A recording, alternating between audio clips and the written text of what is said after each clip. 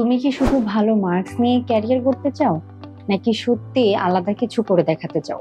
যদি তোমার উত্তর হয় হ্যাঁ, তাহলে শোনো, এটা তোমার জন্য।